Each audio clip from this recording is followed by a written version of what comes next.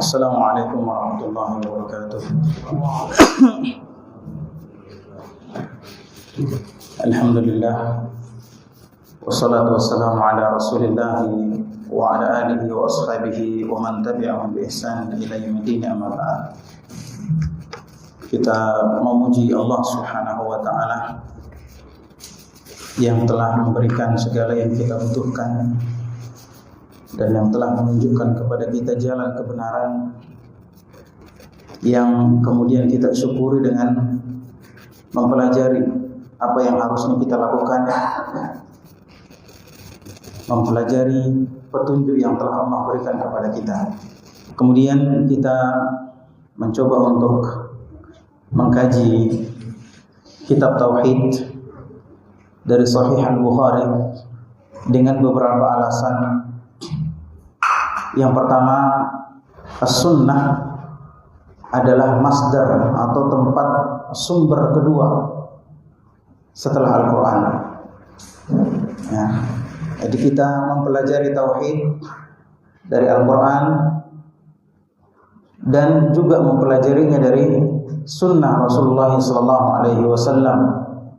Sunnah Rasulullah SAW adalah penjelas bagi Al-Quran. Kita tidak mampu untuk memahami Al-Quran tanpa mempelajari sunnah-sunnah Rasulullah SAW. Kemudian kita memilih kitab ini, Sahih Al-Bukhari, karena para ulama sepakat bahwa Sahih Al-Bukhari adalah kitab paling sahih setelah Al-Quran. Al-Imam Al-Bukhari adalah Imam Amirul Mukminin dalam hadis, yang mana Allah telah memilih beliau dari makhluk-makhluk Allah yang lainnya di zaman beliau sebagai bintangnya para periwayat hadis. Beliau rahimahullah ta'ala telah diakui hebatannya dalam menghafal sejak masih kecil. Ya, beliau menyelesaikan hafalan Quran pada umur 10 tahun, kemudian pergi menghafal hadis. Disebutkan dalam satu kisah bahwa Al-Imam Bukhari rahimahullah ta'ala pergi belajar hadis tapi tidak bawa buku. Ya, tidak bawa buku. Tapi di sini tidak ada Bukhari kan? Jangan jadikan alasan bahwa ini kita ikuti Imam Bukhari. Ya, Imam Bukhari, ya supaya antum tidak mengikuti Imam Bukhari ya. Kita lanjutkan ceritanya. Jadi beliau tidak bawa buku. Kemudian setelah beberapa lama teman-temannya bilang, diprotes sama teman-temannya, ente ini datang belajar tidak pernah bawa buku. Kenapa? Memang tidak bawa buku itu tercela itu kalau belajar orang. Ente kok kita mondar-mandir sudah lama kita belajar hadis, kamu kok tidak pernah mencatat gitu. Jadi diam saja. Tiap hari dikasih begitu sama teman-teman. Kamu nih belajar kok tidak mencatat, itu dicela. Sampai suatu ketika Imam Bukhari ini capek juga dicela gitu. Dia bilang, ya sudahlah kalau begitu, kasih keluar bukumu semua. Suruh kasih keluar bukunya. Ini sudah sampai ada yang 5.000 hadis yang dihafal, apa yang dicatat teman-temannya. Kemudian sudah buka bukumu. Belakangnya saya. Imam Bukhari di belakangnya dibacakan hadis 1 sampai 5.000 itu. Kemudian ditambah lagi. Temannya cuma bilang, ya sudah benar. Itu saja yang disebut teman. Ya, supaya kita tidak mengikuti Imam Bukhari dan bawa buku. Kalau ada yang seperti itu silakan fadhal, tak bawa buku. 16 tahun sudah menghafal ribuan hadis dari Ibnul Mubarak dengan Waqi'. Nah, ini sekilas tentang Al-Imam Al-Bukhari. Beliau lahir pada tahun 194 Hijriah dan wafat pada tahun 256 Hijriah. Baik, ikhwat fillah sallallahu iyyakum. Tanpa berpanjang lebar kita masuk ke pembahasan Kitab Tauhid. Al-Imam Bukhari memulai dengan Bismillahirrahmanirrahim. sebagaimana Rasul sallallahu alaihi wasallam, sebagaimana Allah Subhanahu wa taala memulai kitabnya dengan bismillahirrahmanirrahim, dan Rasul sallallahu alaihi wasallam menulis suratnya dengan bismillahirrahmanirrahim.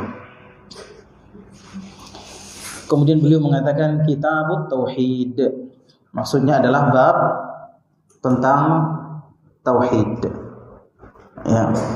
Maka dari sini kita pahami bahwa hadis-hadis yang akan kita bacakan dalam bab ini adalah bab tentang tauhid. Akan tetapi ikhwati fillah sallallahu iyyakum, terkadang kita melihat hadis-hadis ini tidak ada hubungannya dengan tauhid. Ya, terkadang kita lihat ini hadis kok tidak ada hubungannya dengan tauhid.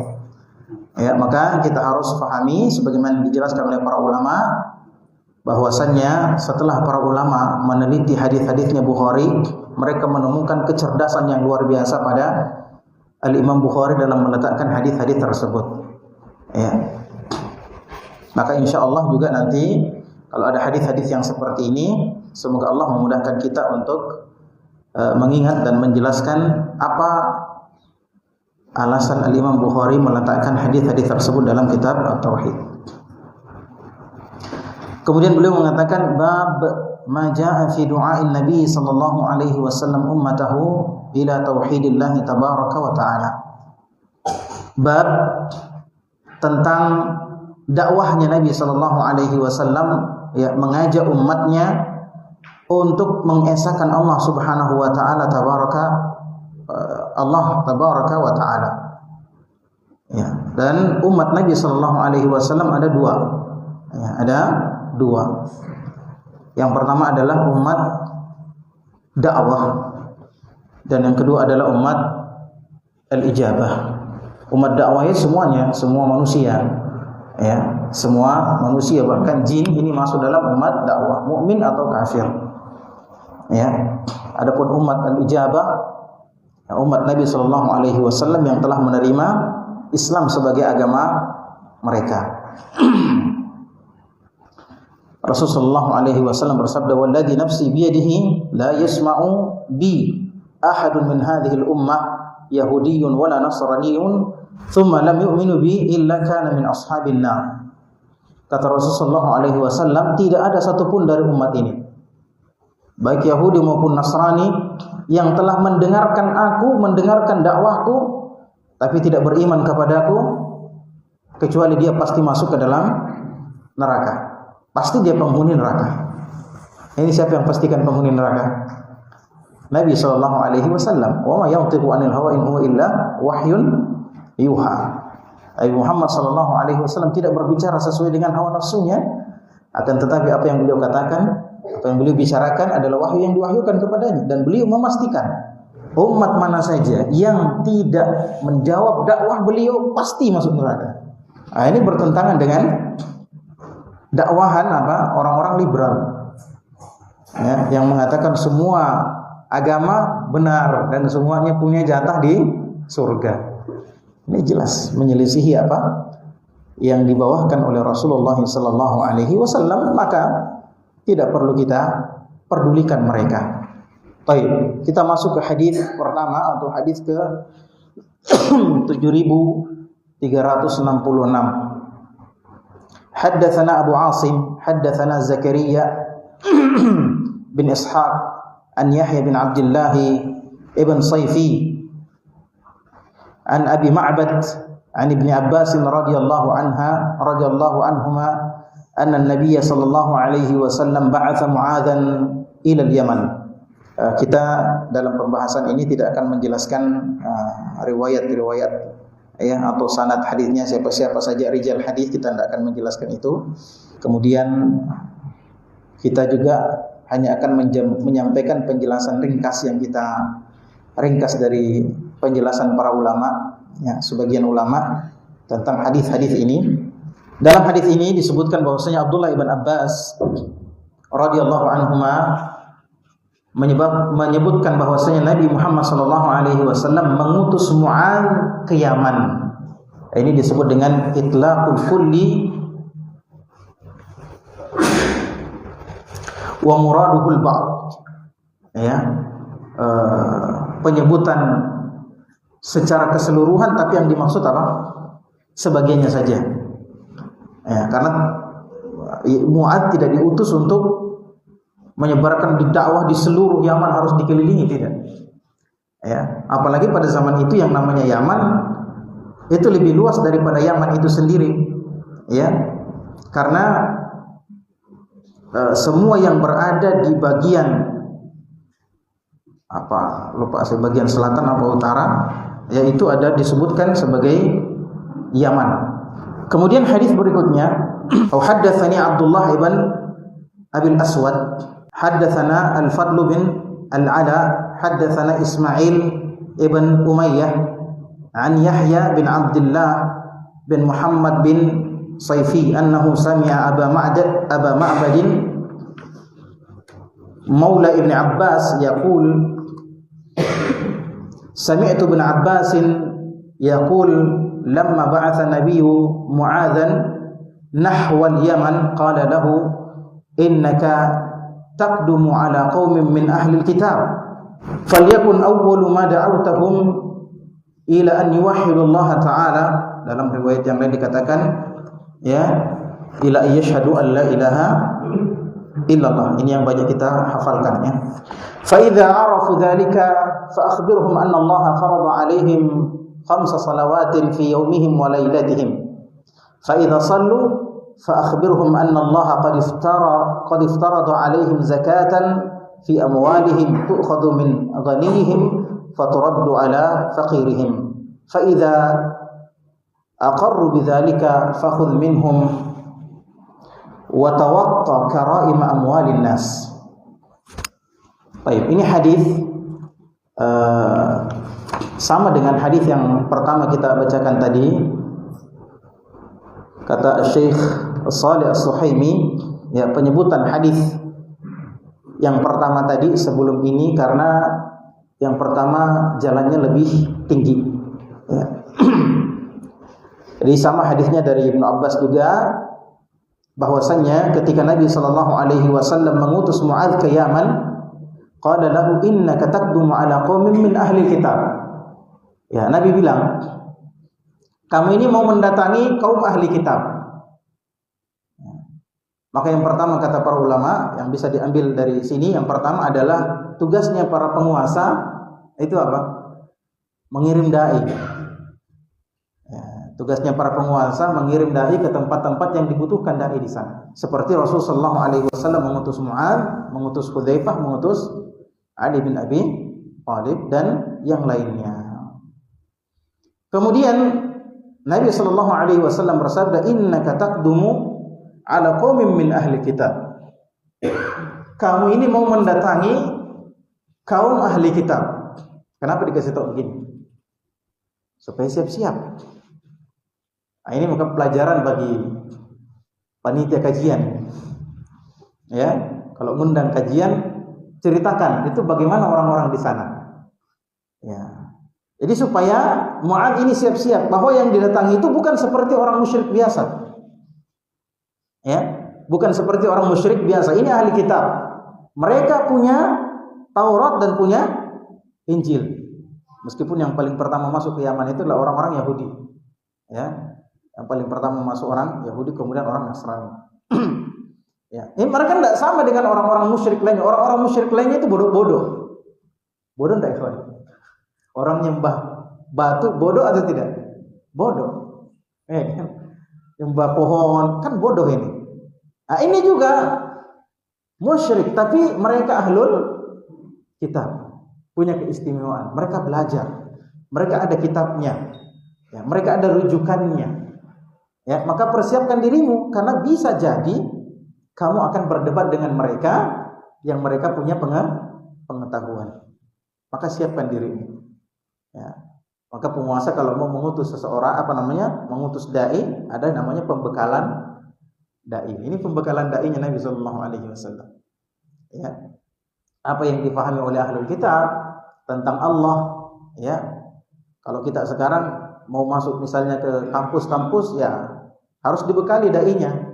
Apa yang orang-orang kampus ini ya populerkan di kampusnya, misalnya filsafat, ya, kita kemudian mempelajari filsafat untuk membantah mereka. Ya, mempelajari filsafat untuk membantah mereka, bukan untuk memperdalam filsafat. Boleh enggak belajar filsafat, ikhwan? Nah, ini anak ditahdzir di mana-mana gara-gara ini. Saya mulai siapa yang paling duluan tahdzir saya di sini. Jadi filsafat ini tidak boleh dipelajari. Tidak boleh dipelajari. Syekhul Islam bin Taimiyah itu mempelajari filsafat untuk membantah filsafat. Ya, mempelajari kalam untuk membantah kalam. Makanya ada bukunya apa? Dar'ut Ta'arud Bainal Aqli wan Naql. Ya, Ar-Raddu 'alal Mantiqiyyin. Apa tuh? Nasihatu Ahli Iman fi Raddi 'alal Mantiqiyyin. Saya agak lupa bukunya. Ya, jadi Syekhul Islam bin Taimiyah mempelajari filsafat kemudian membantah mereka dengan bantahan yang tidak bisa dibantah sampai sekarang. Tapi Syekhul Islam tetap berfatwa bahwa belajar filsafat itu haram. Hanya saja terkadang dibutuhkan. Araftu syarra la lisyarri la walakin litawaqi. Saya mempelajari keburukan bukan untuk jatuh atau untuk melaksanakan keburukan itu, tapi untuk menghindari kebutuhan itu. Ya, sebagaimana kata Hudzaifah. Ya, kana as-sahaba yas'aluna Rasulullah sallallahu alaihi wasallam 'anil khair. Para sahabat bertanya kepada Nabi tentang apa? Tentang kebaikan. Wa kuntu as'aluhu 'anil syarr makhafatan an yudrikani. Tapi saya bertanya kepada Nabi tentang kejelekan-kejelekan. Makanya kita dapati hadis-hadis fitnah itu banyak diriwayatkan oleh siapa? Hudzaifah. Kenapa? Makhafatan an yudrikani. Saya takut jangan sampai saya jatuh ke dalam keburukan tersebut. Berapa banyak orang yang jatuh dalam riba karena dia tidak tahu riba. Saya tanya antum sudah pelajari tentang? Saya tanya di masjid ini siapa yang biasa COD? Siapa yang biasa pakai kurir? Ada yang pakai Shopee. Sudah pelajari tentang itu? Kapan bisa dipakai, kapan tidak? Nggak boleh antum pakai kalau antum nggak pelajari. Ya, bisa jadi kita terjatuh ke dalam perkara yang diharamkan karena kita tidak tahu. Araftu syarra la lish syarril walakin litawaqi. Ya, akan tetapi filsafat ini kelasnya beda. Karena hampir tidak ada yang selamat ketika mempelajari filsafat. Hampir tidak ada yang selamat.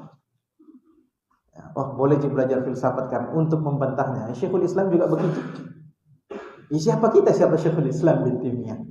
Adapun kita belakangan ya cukup belajar dari kitabnya Syekhul Islam saja karena sudah ada bantahannya di situ langsung. Ya, ada bantahannya di situ langsung. Nah, sudah itu saya yang dipelajari untuk membantah mereka. Ya. Untuk apa? Mengetahui kenapa mereka menolak asma wa sifat. Ya. Kenapa mereka menolak bahwa Allah itu begini dan begitu. Ya, kalau tidak belajar filsafat, kita tidak bisa memahamkan mereka. Tapi ini bukan tempat bagi semua orang. Ya, bukan tempat bagi semua orang. Jadi tadi Syekhul Islam mempelajari filsafat dan membantah filsafat, bikin buku tentang filsafat dengan keyakinan bahwa mempelajari filsafat itu haram. Ya, cuma dia masuk dalam bab darurah. Ya. Baik, bagaimana menasihati ahlul kalam kalau kita tidak tahu bagaimana caranya berpikir? Ya. Mereka meyakini apa yang mereka pahami adalah satu kebenaran. Apakah mereka tidak didukung oleh dalil? Ada juga dalil-dalilnya. Ya. Nah, jadi akhwati fillah sallallahu alaihi wasallam, di sini Nabi sallallahu alaihi wasallam membekali Mu'adz bin Jabal bahwa kamu akan menghadapi kaum ahli kitab. Dia sudah tahu karena pemahaman ahli kitab itu seperti ini. Nah, sudah tahu, maka dia harus mempersiapkan diri untuk menghadapi kaum ahli kitab. Kemudian Nabi sallallahu alaihi wasallam mengajarkan kepada Mu'adz bagaimana tertib dakwah itu. Bagaimana urutan dakwah. Ya, dari yang penting kepada dari yang terpenting kepada yang penting. Apa yang paling penting? Kata Rasulullah SAW, "Falyakun awwal ma tad'uhum ila an yuwahhidullah ta'ala." Ya, maka harusnya yang pertama kali kamu sampaikan kepada mereka adalah agar mereka mengesahkan Allah Subhanahu wa taala. Ya. Berarti di sini Mu'adz sudah paham tentang konsep apa? Trinitas misalnya. Ya. Bagaimana konsep Trinitas pada kaum Nasrani? Laqad kafara alladziina qalu innallaha tsalitsu tsalatsa. Sungguh telah kafir orang yang mengatakan Allah itu adalah salah satu di antara tiga atau bagian dari Trinitas. Ya. Bagaimana pemahaman mereka tentang Nabi Isa, bagaimana pemahaman mereka tentang Maryam dan seterusnya. Ya, harus kamu pahami kemudian menjadi bahan untuk mendakwai mereka. Makanya Ja'far bin Abi Thalib ketika dipanggil sama Raja Najasyi saat mereka hijrah kedua, ya, maka dipanggil sama Raja Najasyi, ditanya bagaimana agamamu? Dijawab, kami begini. Dulu kami di zaman jahiliyah seperti ini. Kemudian datanglah seorang nabi mengajarkan kami begini. Kemudian dia membacakan apa? Apa yang dibacakan Ja'far bin Abi Thalib ketika itu? Dibacakan surah Maryam. Kaget Najasyi. Itu ada dalam agamamu? Ada. Berarti agamamu agama wahyu. Ini metode dakwah. Seorang dai ketika hendak menghadapi satu kaum, dia harus punya persiapan. Nah, ini saya tidak punya persiapan datang ke sini. Antum ini tarafnya sudah di mana? Ini saya tidak punya persiapan. Ya, sudah pada bisa baca kitab kah atau belum? Nah, harusnya ditahu. Nah, baik, ikhwati fillah sallallahu alaihi wasallam. Kemudian dalam riwayat yang lain dikatakan ila an yashhadu an la ilaha illallah. Nah, dari sini kita ketahui bahwasannya kewajiban pertama seorang hamba adalah apa? Bertauhid. Kewajiban pertama seorang hamba adalah bersyahadat. Ya, setelah masuk Islam, mengesahkan, menetapkan Allah adalah satu-satunya yang boleh disembah. Apa sih tauhid itu? Ayo ikhwan, apa tauhid itu? Tauhid artinya al-iman bi wahdaniyatillahi fi rububiyyatihi wa uluhiyyatihi wa asma'ihi wa sifatihi. Keimanan tentang keesaan Allah dalam rububiyahnya. Saya yakin antum sering dapatkan materi tentang rububiyah, bahwasanya Allah Subhanahu wa taala adalah Rabb. Rabb itu apa? Pencipta, pemelihara. Itu namanya Rabb, pengatur. Ya, itu namanya Rabb. Dialah satu-satunya yang mengatur alam semesta, yang menciptakan alam semesta. Rububiyah Allah Subhanahu wa taala, mengesahkan Allah dalam perbuatan-perbuatan Allah Subhanahu wa taala. Mengesahkan Allah dalam uluhiyah sebagai konsekuensi daripada rububiyah tadi. Karena kita tahu Allah yang ciptakan kita, yang pelihara kita, ya masa mau menyembah yang lain yang tidak melakukan seperti apa yang dilakukan oleh Allah Subhanahu wa taala, yang tidak masuk akal. Ya, maka kita menyembah Allah saja satu-satunya. Perbuatan hamba kepada Allah. Ini namanya tauhid uluhiyah. Dan tauhid asma wa sifat, mengesahkan Allah dalam nama-nama dan sifat-sifatnya. Ya, mengesahkan Allah dalam nama-nama dan sifat-sifatnya. Nah, bagaimana kita mau mengesahkan Allah, mentauhidkan Allah kalau tidak dipelajari? Ya. Bagaimana kita mau mengesahkan Allah kalau kita tidak pelajari? Bagaimana mengesahkan Allah dalam asma wa sifat? Nah, bagaimana? Ya. Bagaimana mengesahkan Allah Subhanahu wa taala dalam sifat-sifatnya? Ya. Bagaimana bentuk-bentuk kesyirikan dalam sifat-sifat Allah? Contohnya apa?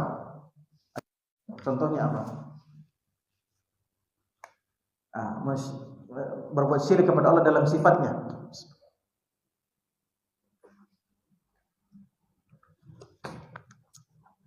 Saya selalu kasih contoh pengalaman saya yang cukup mengagetkan waktu itu. Kami pernah dakwah ke Morowali. Waktu itu masih kuliah, tahun 2009. Kemudian di sana kami dapati ada satu kebiasaan orang-orang pasang foto-foto, apalagi namanya itu? Iya, apa namanya begitu? Sayyid apa ya? Lupa ya. Biasanya Jamiat Khairat pasang. Nah, setelah pulang ke Jakarta, waktu itu kita masih kuliah di Lipia, kita ceritakan tentang itu.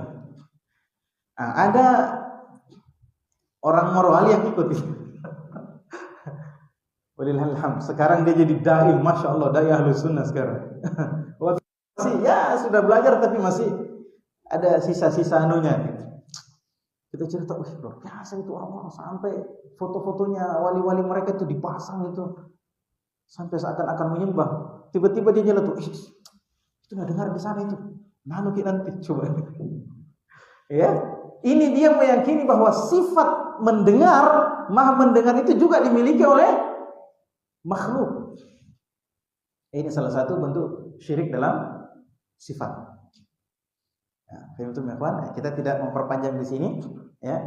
Dan pembagian tauhid menjadi 3. Ini bukan pekerjaannya Ibnu Taimiyah. Bukan pekerjaannya Muhammad bin Abdul Wahhab rahimahumullah.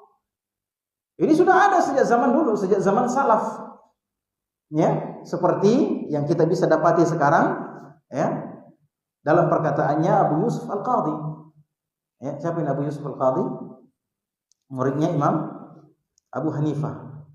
Ya, muridnya Imam Abu Hanifah. Imam Abu Hanifah juga mengatakan, tapi tidak secara rinci dengan pembagian sekarang, hanya sekedar disebutkan wa hadza tauhidur rububiyah dan seterusnya. Nah, tapi tidak seperti ulama sekarang yang betul-betul ini tauhid ada 3 dan sebagainya. Ya, Ibnu Mandah, Qawamus Sunnah menyebutkan hal ini dalam kitab-kitab mereka. Ya, berarti pembagian tauhid ini sudah ada sejak zaman salaf. Ya, sudah ada sejak zaman salaf, cuma diperjelas oleh ulama-ulama sekarang. Dan pembagian ini juga tidak mesti dibagi 3. Tidak mesti dibagi. Kita mau jadikan 4. Tauhid rububiyah, tauhid uluhiyah, tauhid al-asma dan tauhid as-sifat. Boleh atau tidak? Boleh, silakan. Tujuannya apa? Untuk mempermudah belajar. Ya.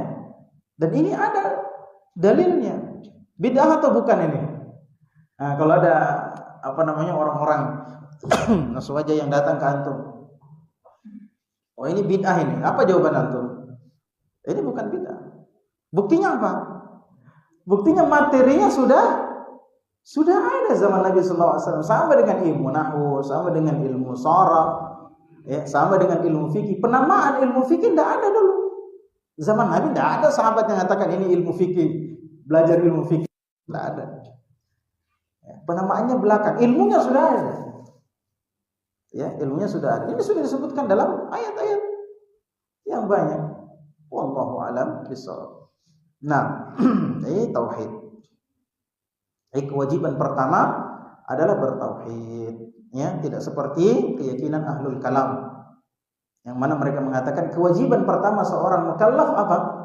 Ahlul kalam bilang kewajiban pertama seorang mukallaf adalah asyak atau an-nazar, harus ragu.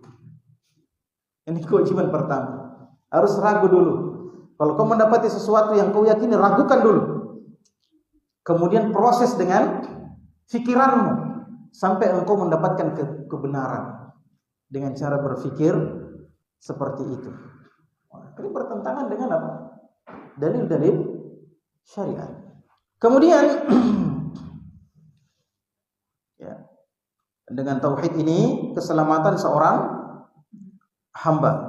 Maka di antara hikmah yang bisa kita ambil dari sini, ikhwan, yang pertama adalah, ada beberapa catatan saya dari kajian bersama Syekh Asraf Al-Kinani. Ya, awal wajibin wa a'zam wajibin 'ala al-ibadi at-tauhid. Ya, bahwasannya Kewajiban pertama dan kewajiban yang paling utama bagi seorang hamba adalah tauhid, mengesahkan Allah Subhanahu wa taala. Yang kedua, awwalu ma tad'un nasa ilaihi at-tauhid. Dakwah yang paling pertama yang engkau sampaikan kepada manusia, yang kau ajak manusia adalah mengajak mereka bertauhid, mengesahkan Allah Subhanahu wa taala. Ini tauhid, ikhwan, adalah sumber kebahagiaan, sumber keselamatan di dunia dan di akhirat. Itulah kenapa kalau saya disuruh ngaji, ya, maka kajian saya selalu tauhid.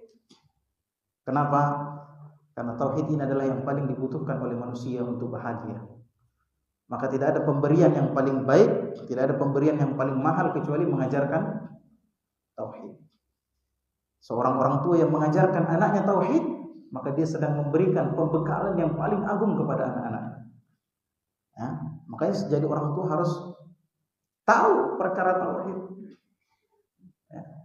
Jangan sampai kita tidak tahu perkara tauhid sehingga mengajarkan anak-anak kita, ya, awas kona, makan ku setan itu. Nah, anaknya jadi penakut. Kenapa orang tuanya tidak paham tauhid? Ya. Anaknya dikasih jimat-jimat dan sebagainya. Nah, maka pembekalan orang tua kepada anaknya, pemberian paling berharga orang tua kepada anaknya adalah mengajarkan, ya, atau memberikan ilmu tauhid, mengajarkan tauhid. Kemudian berikutnya, ya, pertanyaan paling pertama di kuburan nanti adalah tentang tauhid. Ya, makanya itu Syekh Muhammad bin Abdul Wahab menyusun sebuah risalah singkat, judulnya apa? Al-Usul Ats-Tsalatsah. Nah, itulah sebabnya. Paling pertama nanti ditanya di kuburan, tes di kuburan tauhid. Man Rabbuk? Siapa Tuhanmu? Dan bagaimana kita bisa menjawab Tuhan kita adalah Allah Subhanahu wa taala kalau kita tidak beribadah kepada Allah, tidak bertawakal kepada Allah, ya, tidak berserah diri kepada Allah, tidak mencintai Allah, tidak berharap kepada Allah, ya, tidak takut kepada Allah, dan seterusnya. Kemudian tauhid ini adalah syarat diterimanya amalan. Sebanyak apapun amalan kita, kalau tidak bertauhid tidak diterima. Ya, sebaik apapun kita bagi manusia, kalau kita tidak bertauhid tidak diterima.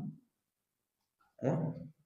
Sebagaimana siapa? Abdullah ibn Jad'an, ya, yang kata Aisyah, bagaimana dengan Abdullah ibn Jad'an? Kalau nggak salah, Abdullah ibn Jad'an.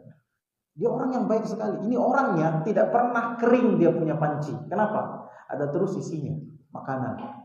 Suka sekali panggil orang, ayo makan, ayo makan. Kebaikannya luar biasa. Ya. Kemudian mempelopori hilful fudul. Ya. Orang-orang dipanggil, kemudian mereka bertekad barang siapa yang dizalimi di dalam Hijaz ini, daerah Hijaz, kalau ada yang dizalimi kita maju untuk membela dia. Sampai-sampai Nabi mengatakan, sekiranya saya sudah Islam seperti ini, kemudian dipanggil dalam perkara yang seperti itu, saya tetap akan datang. Meskipun yang panggil orang kafir. Ya, karena kebaikannya luar biasa. Tapi tidak bermanfaat bagi dia, karena dia tidak pernah meminta kepada Allah Subhanahu wa taala untuk diampuni dan diselamatkan di akhirat. Dia tidak bertauhid kepada Allah. Maka tidak ada manfaatnya. Ya. Allah Subhanahu wa taala berfirman, "Faman kana yarju liqa'a rabbih falyamal 'amalan shalihan wa la yusyrik bi ibadati rabbih ahada." Barang siapa yang mengharapkan pertemuan dengan Allah, tentu saja pertemuan yang menyenangkan, pertemuan yang mendatangkan keselamatan, ya, maka hendaklah dia beramal saleh dan agar dia tidak berbuat syirik sedikit pun kepada Allah Subhanahu wa taala. Setelah mereka menerima tauhid, fa idza arafu dzalika fa akhbirhum anna Allah farada 'alaihim 5 salawatin fi yaumihim wa lailatihim. Sampaikan sama mereka bahwasanya Allah Subhanahu wa taala mewajibkan kepada mereka 5 salat wajib. Berarti 5 salat ini yang wajib. Ya, salat witir tidak masuk. 5 salat wajib sehari semalam. Suruh salat. Setelah diajari syahadat, makna syahadat, diajari salat. Dan perkara salat ini adalah tiang agama. Ya. Kata Rasulullah SAW, "Al-ahdu bainana wa bainal kufri salat." Ya. Perjanjian antara kita dengan kekufuran salat, batasnya salat. Faman taraka as-salata faqad kafara.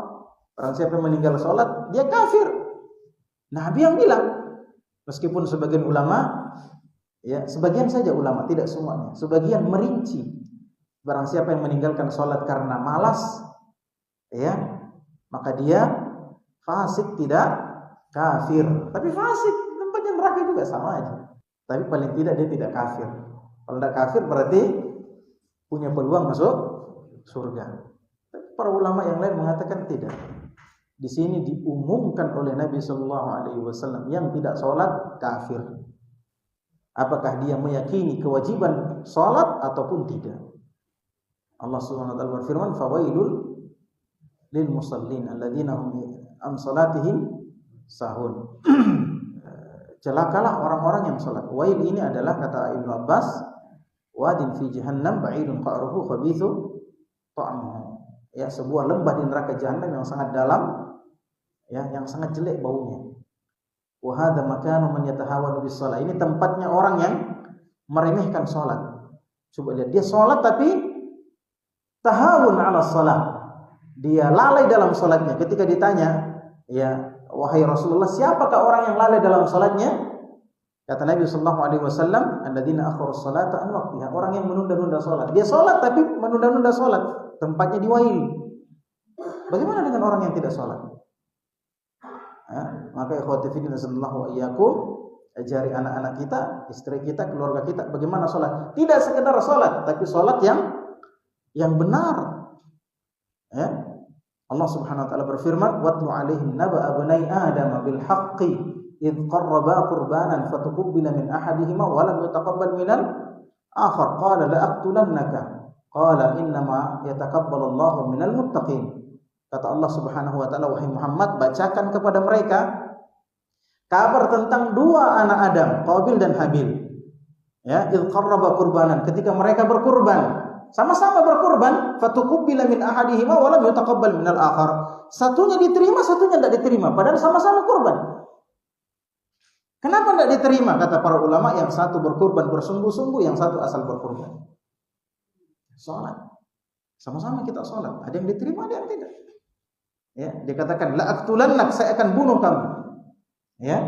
Qala inna ma yataqabbalu Allahu minal muttaqin. Sesungguhnya Allah hanya menerima dari orang yang bertakwa. Ciri orang bertakwa adalah bersungguh-sungguh untuk menghindarkan diri dari kemarahan Allah Subhanahu wa taala. Ya. Nah, jadi tidak hanya diajarkan salat, wa'mur ahlaka bis-salati wastabir 'alaiha. Ya, perintahkanlah anak keluargamu untuk salat dan bersabarlah. Tidak hanya diajarkan salat, disuruh salat, tapi disuruh memperbaiki salatnya. Ya, disuruh memperbaiki salatnya. Fa idza 'arafu dzalika, fa idza shallu, kalau mereka sudah salat, fa akhbirhum anna Allah aftarada 'alaihim zakatan fi amwalihim tu'khadhu min ghanihim fa turaddu 'ala faqirihim. Kalau mereka sudah salat, diajari zakat. Kalau mereka sudah sholat, maka sampaikan bahwa Allah mewajibkan fardu. Ya, sebagian ulama sama saja antara fardu dengan wajib, kecuali Imam Abu Hanifah. Imam Abu Hanifah mengatakan fardu itu lebih tinggi daripada wajib. Apa bedanya? Bedanya adalah amalan-amalan yang disebut sebagai wajib atau fardu dalam nas, maka itu fardu. Ya, tapi amalan-amalan yang tidak disebutkan bahwa itu wajib, tapi ulama sepakat bahwa itu wajib, maka itulah wajib derajatnya. Allahu a'lam bishawab. Maka Allah mewajibkan kepada mereka zakah. Ya, zakat ini berasal dari kata an-nama, tumbuh, atau tathhir. Tathhir apa? Pensucian. Allah Subhanahu wa taala berfirman, "Khudh min amwalihim shadaqatan tutahhiruhum wa tuzakkihim biha." Ambillah sebagian dari harta mereka sebagai sedekah. Maksudnya sedekah wajib, yakni zakat, ya, untuk mensucikan mereka dari dosa-dosa, wa tuzakkihim biha, ya, dan mensucikan hartanya. Orangnya disucikan, hartanya disucikan. Termasuk an tuzakkihim adalah an-nama, ditumbuhkan Semakin dia membayar zakat, maka semakin tumbuh hartanya. Ini masuk dalam rukun Islam. Ya, dan sama dengan sholat tadi, sebagian ulama mengatakan barang siapa yang meninggalkan zakat maka dia kafir. Ya, sebagian juga merinci kalau mereka tidak membayar zakat karena mengingkari kewajibannya maka dia kafir. Sama dengan sholat tadi. Tapi kalau mereka mengingkari tidak mau membayar zakat karena malas atau sekek, bakhil, maka tidak kafir. Ya, dan derajatnya sholat dengan zakat ini berbeda. Akan tetapi kita lihat apa yang dilakukan oleh Abu Bakar As-Siddiq ketika memerangi orang-orang yang tidak mau bayar zakat. Mereka tetap sholat. Ya, mereka memahami bahwa khudh min amwalihim shadaqatan tutahhiruhum wa tuzakkihim biha. Ambillah dari harta mereka zakat yang akan mensucikan mereka. Itu perintah kepada Nabi Muhammad saja. Nabi Muhammad meninggal sudah, tidak ada lagi kewajiban itu. Maka diperangi oleh Abu Bakar. Umar protes. Ya, Umar protes. Wahai Abu Bakar, kenapa kamu mau memerangi, membunuh orang-orang yang masih sholat? Sementara orang yang sholat dilindungi oleh Allah. Orang yang sholat subuh dilindungi oleh Allah Subhanahu wa ta'ala. Kenapa kamu membunuh? Apa kata Abu Bakar? La'atulanna man farqa baina sholati wa zakat. Saya akan bunuh orang yang membedakan antara kewajiban sholat dengan zakat.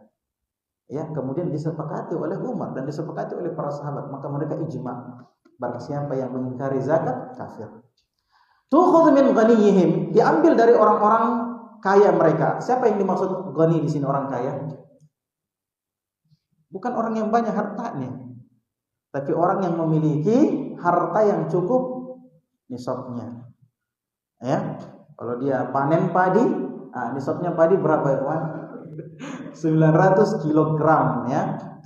Kemudian dikeluarkan 5% kalau kita pakai mesin ambil air atau pakai alat untuk ambil air. Tapi kalau pengairan lewat sungai atau lewat got-got itu pengairan kanal-kanal maka 10%, sedikit. Ya, kalau misalnya 1 ton 1000 kilo, ya maka keluar berapa? 5%-nya 50 kilo, setengah karung.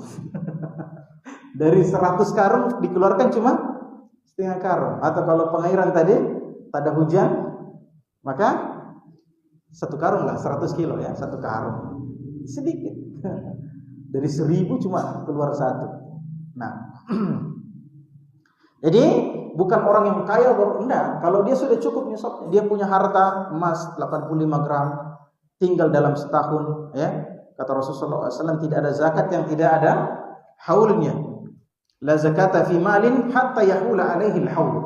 Kata Nabi SAW, tidak ada zakat pada satu harta sampai haulnya 1 tahun. Ya, kalau sampai enggak 1 tahun? Enggak sampai. Ya.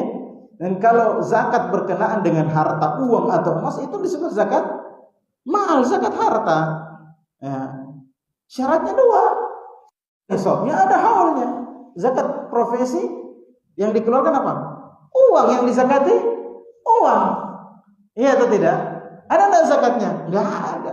Enggak ada nisabnya enggak sampai. Haulnya juga enggak ada. Ya. Nah, jadi diambil dari orang yang memiliki harta yang cukup nisab dan haulnya, ya. Kemudian turaddu ala faqirihim. Disebutkan apa? Diberikan kepada faqirihim. Nah, ini pentingnya belajar bahasa Arab, ada kata him. Ya, orang-orang miskin mereka. Siapa orang miskin mereka? Orang miskin yang ada di negara tersebut. Maka kata para ulama tidak boleh dikeluarkan ke negeri lain kalau masih ada fakir di negeri itu. Ya, bayar zakat ke Palestina enggak boleh kalau masih ada fakir di negeri kita. Ya. Nah, sebagian ulama mengatakan batal. Kalau dikirim keluar padahal di kampungnya masih ada. Dan yang paling berhak mendapat zakat siapa? Keluarga kita. Kenapa paling berhak? Kata Syekh Utsaimin, karena dia paling dekat sama kamu. Dia tahu kalau kamu itu cukup punya harta. Kalau kamu kasih ke orang, dia sakit hati atau tidak? Sakit hati. Kata Syekh Utsaimin, bisa menyebabkan apa? Permusuhan. Ya, siapa yang menyebabkan permusuhan? Anta, kamu, bukan orang itu. Kayak ini, ikhwan fillah azanallahu wa iyyakum, diperhatikan ya. Fa idza aqarru bidzalika, maka kalau mereka sudah ya mengakui itu, fakhudh minhum, ambillah hartanya, fatawaqqa karaima amwalin nas, maka hati-hati, bertakwalah kepada Allah dari harta manusia yang bagus-bagus. Jangan kamu datang pungut zakat, wah ini paling bagus, ini mau saya ambil. Ya lihat berasnya orang bersusun, wah ini ada kena lumpur, ada yang, wah ini nih saya ambil ini. Enggak. Ya, maka ambil yang pertengahan. Ya, bukan juga yang jelek-jelek, karena ini mau dibagi kepada umat. Jadi baginya kepada umat, bukan kepada anggota organisasi. Iya enggak? Hah?